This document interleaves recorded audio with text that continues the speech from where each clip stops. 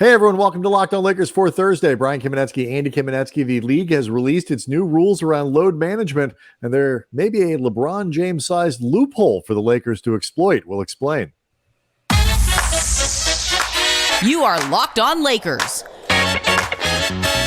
your daily Los Angeles Lakers podcast. Part of the Locked On Podcast Network, your team every day.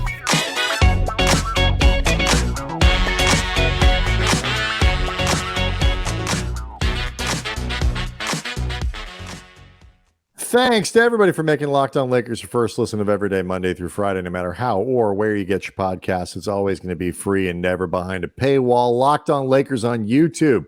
So we can go hang out with over 20,000 subscribers to the channel. Always active, always leaving questions and comments. We used a bunch of them for our show on Wednesday. We got another one we're going to try to get to today. Do want to let everybody know that today's episode is brought to you by Jace Medical.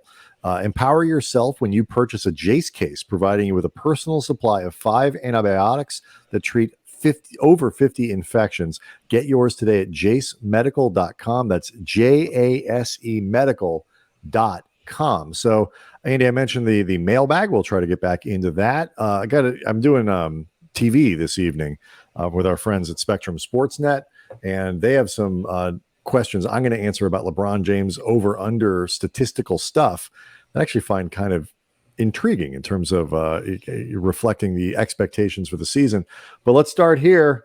The rules are out, Andy, and the league is officially cracking down on load management. We talked about it earlier in the week when some of the details were leaking, but they made it official on Wednesday. And the league is not screwing around. The punishments for these things are pretty harsh financially. What struck you as interesting about all this? Well, I mean, first of all, the idea that how you're going to go about administering it, which Adam Silver, who had a press conference about this, never really entirely explained, in part because I'm not sure they entirely know. We discussed this when some of the details were leaking out with less specificity. I think to some degree, this is very similar to the league with tampering, where it's don't make us have to do something. Don't put us in a position where we have no choice other than to crack down on this stuff or other than to have to punish you.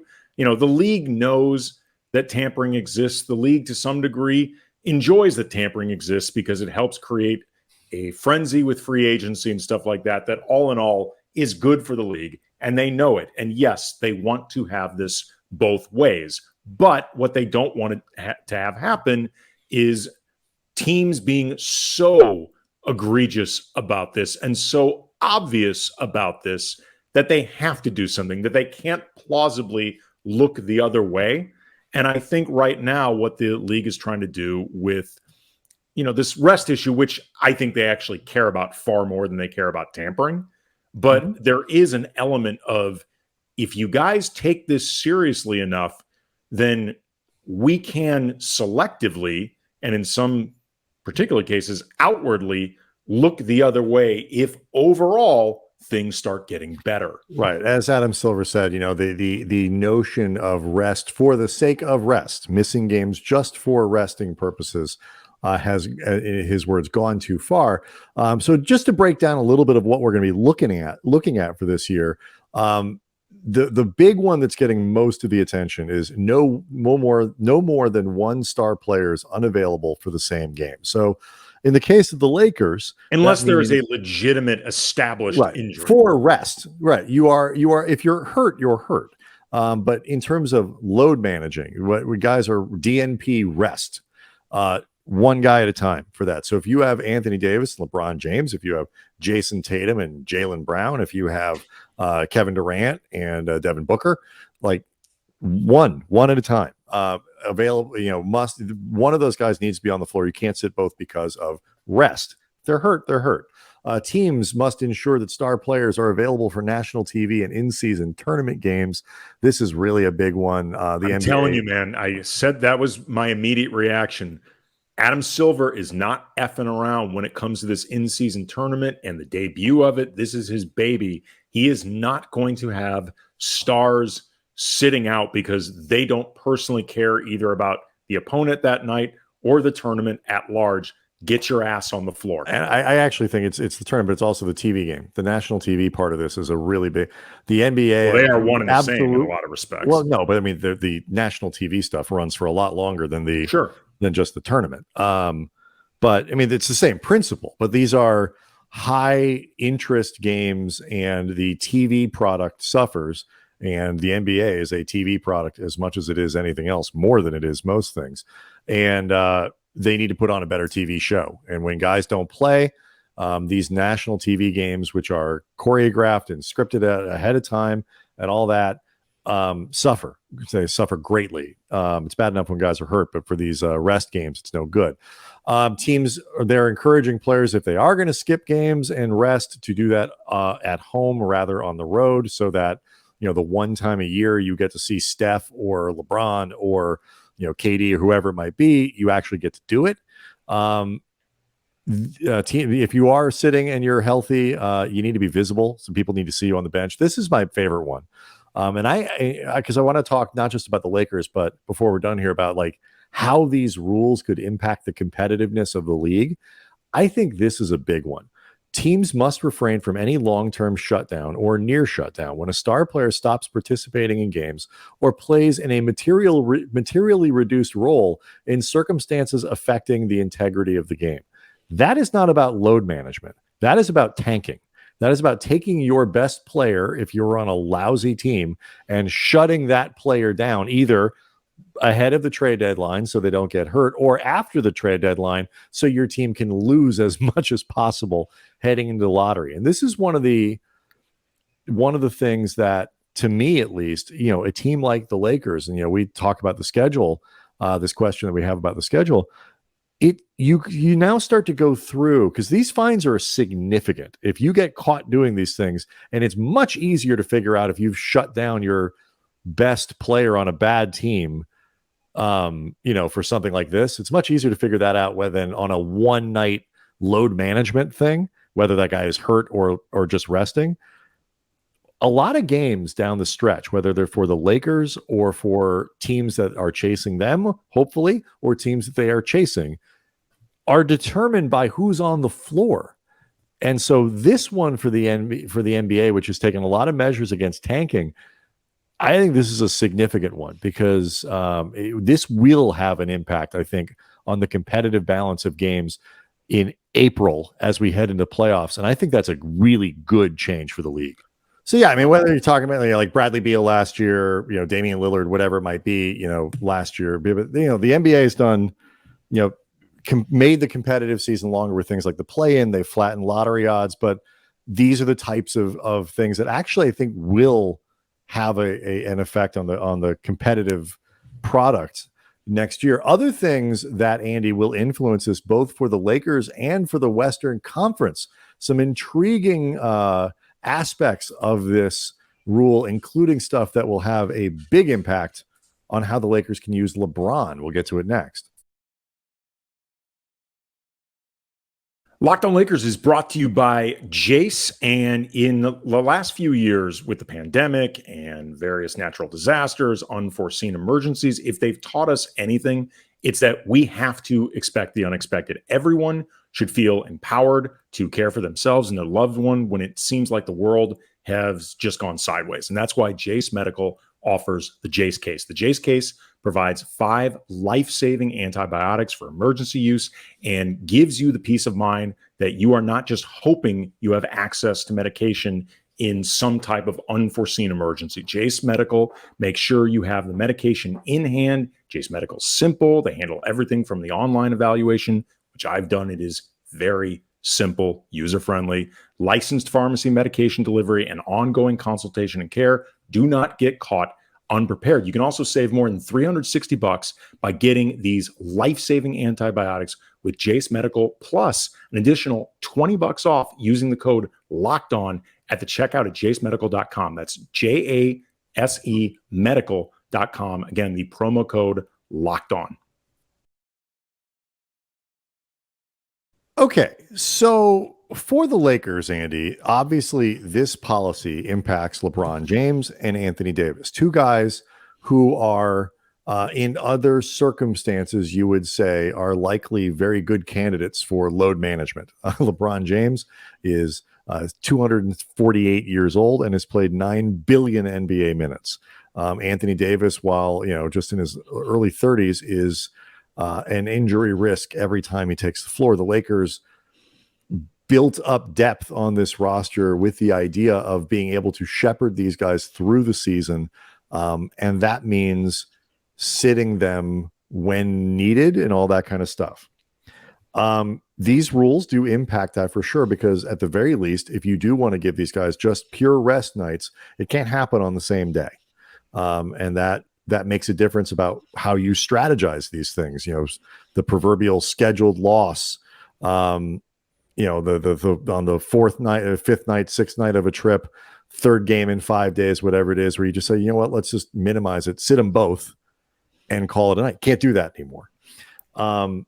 The flip side is, Andy, the league has provided I'll just go ahead and call it a grandfather clause, and you might as well call it the LeBron clause, because it applies to him, to say the least, in a big way. Yeah, this is from Bobby Marks's report on ESPN. Quote, the NBA will allow pre-approved designated back-to-back allowances for players who are 35 years old on opening night or have career workloads of 34,000 regular season minutes or 1,000 regular season and playoff games combined, sources said.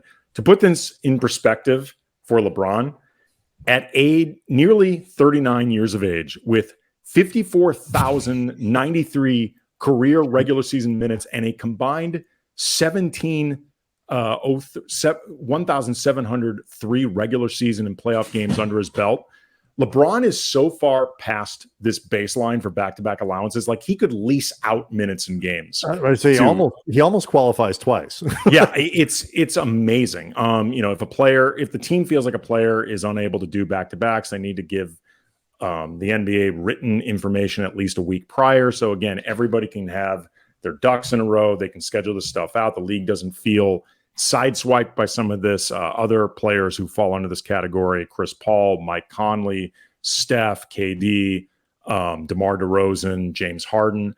What jumped out at me, first of all, in thinking about this with the Lakers, said this before, I don't actually think it's going to affect the Lakers materially that much in terms of the stuff that they do, because using last season as a template, and really I think the entire time LeBron and AD have played together, to my memory, they have not had a lot of rest for the sake of rest games. Like, that's not actually something that they've really done. LeBron, because I think out of just professionalism, a lot like Kobe, a lot like MJ, he feels a responsibility to be on the floor if he can do it. And Anthony Davis, I think, is really sensitive to the idea that he's seen as made from glass and fragile, and that he is, adverse to getting out on the floor, that he's the one holding himself out. Like the back-to-back issues that we had with AD last season around the time when the Lakers win that play-in race, and was very controversial among a lot of Laker fans, a lot of NBA media, Lakers media covering the team. No matter how you felt about it, that was because AD had just come off a serious foot injury, and the team did not feel like he was physically ready to play back-to-back. That's not that. I don't think that qualifies as load management. That is, that's my point. Is exactly. I don't actually think the Lakers would be looking to sit either one of these guys for the sake of non-specific load management anyway. Beyond the fact that I think the West is too hard to do that on a regular basis. I'll tell you where I disagree. I think the reason what you're saying is true in terms of how this is played out is mostly because they haven't had the opportunity. AD, those, I agree with you. I wouldn't categorize those, and I think the Lakers in similar circumstances would argue to the league that is not load management. That is not resting for the sake of rest. He has an active injury that we are managing. We're trying to keep him on the floor as much as we can for everyone. Load management requires a certain degree of health. The Lakers haven't had it. LeBron has had huge stretches where he's been injured. Anthony Davis has had long stretches where he's been injured. And so I think where we'll find out how much this would really impact the Lakers is if both of these guys actually stay healthy over the course of the season, and the Lakers have the luxury of being able to say, you know what?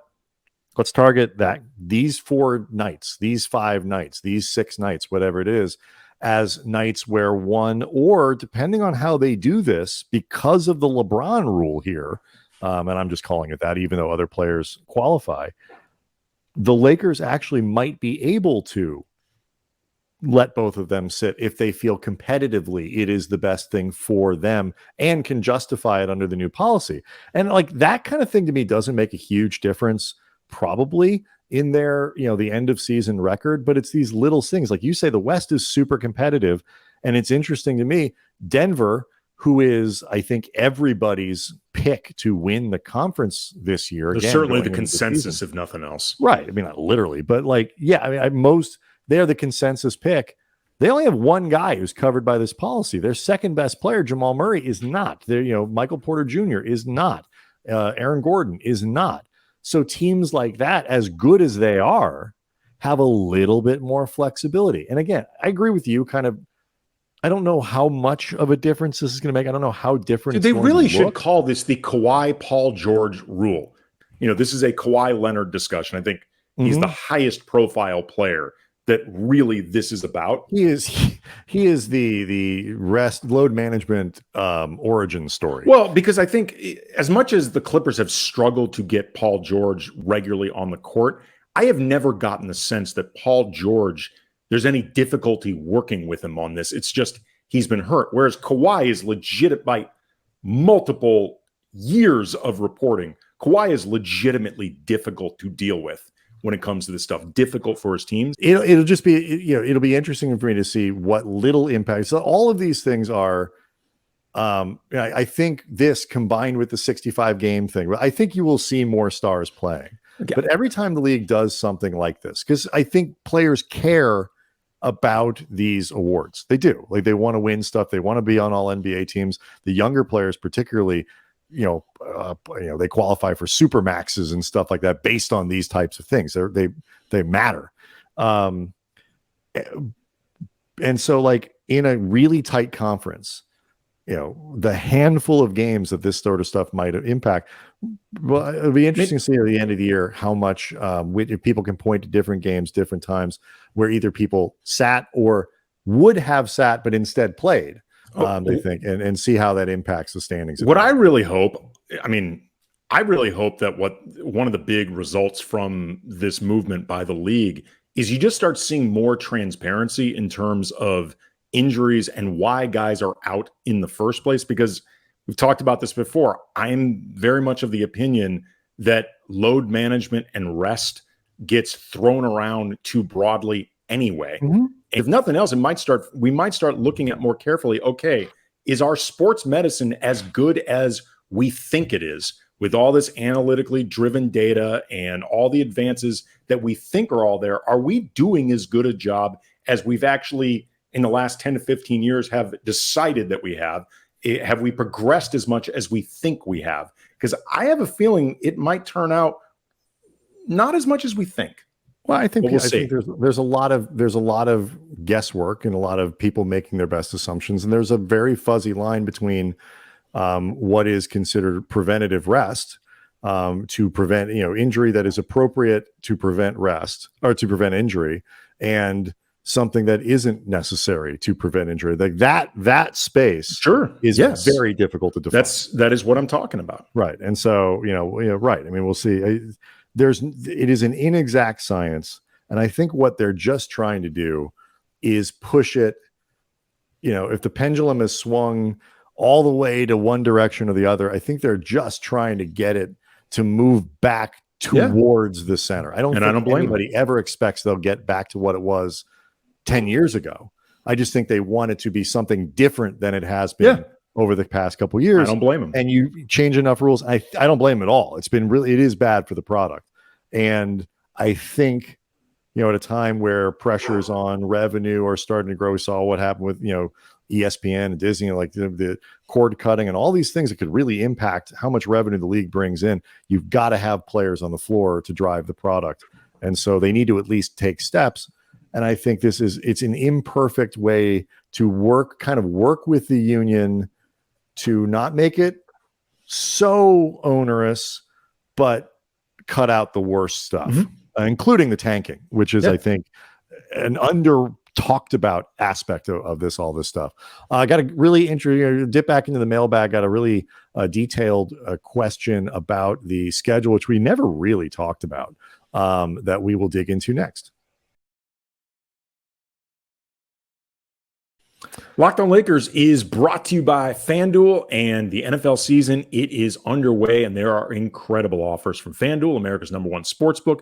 Right now, new customers, you just bet $5, that's it, and you can get $200 in bonus bets guaranteed. You can use those bonus bets on spreads, player props, over-unders, whole lot of different options for you, and all customers who bet, again, just $5, you get $100 off NFL Sunday Ticket from YouTube and YouTube TV, and this is the best time to join FanDuel. The app is really easy to use, user-friendly, fun experience. Again, all those betting options. So visit FanDuel.com/lockedon and enjoy the NFL season with an offer you don't want to miss. FanDuel, the official partner of the NFL. All right, Andy, so we dug into the mailbag for Wednesday's show, and one of the things we said was like, hey, what do you want us to talk about? And we got a long and detailed answer on the YouTube page from Martin Hall, Northern Soul. That's his username. Yeah, asking about just the schedule in general, wanted us to analyze it, get into the stretches of games, key milestones, things like that. Stretches that we thought could be critical to success or I guess failure for the team, Anthony Davis and LeBron, their health, all sorts of stuff. There's a few things that jumped out at me. The Lakers having 15 back-to-backs. They only had 12 last season, and 15 is one more than the league average of 14, but 5 have no travel, like 4 home-and-home ones, plus one that is Laker, at home, then the Clippers. Right. They have an overall rest disadvantage, which when you're thinking about LeBron and AD, that will always that's one that stuck out to me, especially now in relation to, like we talked about, like this concept of scheduled losses and trying to coordinate potential rest days. That rest deficit thing, which they were way on the plus side last year, they're way on the negative this year. Another element that jumped out at me, they started the last 2 years really heavy with home games. This year, just 3 of their first 9 are at home, and only 9 of their first 20 are in LA. But one thing that really jumped out at me the most is I think the first 21 games give the Lakers a real opportunity to start getting a pretty quick idea, like in the first quarter of the season, who this team is or who they can be. These are their first games: at Denver, then hosting Phoenix, at Sacramento, hosting the Magic and the Clippers, then a road trip at Orlando, at Miami, at Houston, at Phoenix, and hosting Portland, Memphis, and Sacramento, at Portland, hosting Houston, Utah, and the Mavs, then a road trip around Thanksgiving, Cleveland, Philadelphia, Detroit, and OKC. So you open on the road against Denver, you get Phoenix twice, Orlando twice, and I think they're going to be better this year. Sacramento twice, you have to go to Miami. Philadelphia, no matter what happens with Harden, it may be messy, but I don't think Daryl Morey is going to make a trade where it seems like they take a step back. Memphis has a history of playing well without Ja Morant, and they've added Marcus Smart. Cleveland's good. Houston, I think, could be respectable bad. Detroit wants to be better. You go into Philadelphia, it's Pat Bev's new house now. That's right. Oklahoma City's always hard to play on the road. So I feel like, on one hand, it's difficult, but on the other hand, it gives this team that's been talking up a lot how they feel just a training camp in and of themselves can unlock, new heights for a team that went to the Western Conference Finals last year. I think the opening 21 games gives you a real opportunity to have an idea of who they are. Yeah, and it's interesting too because they start we have gotten so used to these home heavy starts, they are also incredibly road heavy at the end of the season too. And so, for a team, it would be really nice for the Lakers to get off to a good start and not have to be chasing wins. Because while I do not think they care about their seeding in the slightest, I do think they care about not being in the play-in. And so a top 6 seed is really important. Yeah. I don't think they want to go through that stuff again. They certainly don't want to have to be hitting the pedal just to make sure they get in and not screw that up. And I don't like dwelling on this sort of thing, but you do have to kind of build in contingencies of, okay, we have to assume we're going to miss 15 games of Anthony Davis. We have to assume we're going to miss 15 games of LeBron. Hopefully it's not more than that. It's likely not going to be less than that. But that's been the pattern for the last couple seasons. So you start heavy on the road while theoretically everybody's healthy. Like this opening stretch, you go through the October, late October into Thanksgiving. It's really important the Lakers don't put themselves in a hole like they did last year, in part because you don't want to be in a situation where you're chasing games where 8 of your final 11 games are on the road. Yeah. With some decent teams mixed in with Milwaukee, with Memphis, I don't think Indiana's been very good, but Brooklyn's not very good, but Toronto is always well run. Cleveland's good. They've been testing that theory lately. Golden State, they have. Cleveland, Minnesota, Golden State, Memphis again. Who knows what New Orleans is going to be? But 8 of 11 on the road is 8 of 11 on the road. And so if they are chasing the standings, in part because they got off to a tough start, they have to compress a lot of winning into the middle of the year to give themselves the best opportunity to set themselves up for the playoffs, because you want to be able to, at the risk of load, maybe not load manage, but reduce guys' minutes, let them sit a little bit more, or whatever it might be towards the end of the year so that everybody is good to go for the playoffs. That beginning stretch on the road is going to be critical so they don't have to scuttle their plans for the end of the year. That's really what stuck out to me beyond the, those swings and like rest disadvantage and stuff like rest advantage to disadvantage that we talked about at the beginning, because all of these things, Andy, impacted the margins, and the margins make a huge difference in a competitive conference. Yeah, again, it's another reason why I don't think the Lakers would be looking to do a whole hell of a lot of blatant load management to begin with, because I just don't if you're winning. Maybe if you're winning, but even then, the West is so tough, and the Lakers they've experienced how quickly things can turn in either direction. I don't think you look to push your luck too much, I guess, unless you've built up such right. If you're comfortably a 2 seed, a 3 seed, or something like that, maybe and, then you can afford it. Like all of these load management scenarios with the Lakers really are built on best cases. Well, yeah, and again, and maybe if you're talking, and as much as I love this team, and I think they are really well set up to go in and have a really good and fun season, it never plays out as your best case scenario. That never happens. No. Another couple quick fun things I noticed in there that were interesting or quirky. They got 2 straight non-back-to-back games in San Antonio. So that could be a fun look at AD versus Wembanyama. How does Wemby adjust after a second quick look at AD, or vice versa? And then also, they don't play Golden State until nearly the end of January, which is kind of odd considering they're in the same division. And they play Orlando twice. Yeah. And, the LeBron versus Steph is something that, is always a big deal. So it's kind of interesting that doesn't happen until damn near February. But yeah, the league has got there were a couple little quirky things like that last year where teams suddenly just pop up on your schedule like 9 times. And I this is a result of them trying to, make the schedule more equitable, eliminate travel and all that kind of stuff. And, fewer back-to-backs, fewer 3 games in 5 nights and all that. You get weird little bits in your schedule. They're gonna have to keep doing that if they want these rules, like we talked about earlier, to really take hold and work the way they want. But I do like these sort of quirky. I'd rather all the games against Golden State be backloaded. They mean more. Sure. Yeah. Adds more intrigue and zazz to it. Yep. Locked On Lakers on YouTube is where you can go to see the show, hang out with over almost 21,000 subscribers. We are likely to take Friday off If you'll know if we don't, because there will be a show there. But prepare yourselves for the weekend, going into it potentially without us. But then we'll be back on Monday. If we aren't here on Friday, we'll definitely be back on Monday. Everyone have a great night.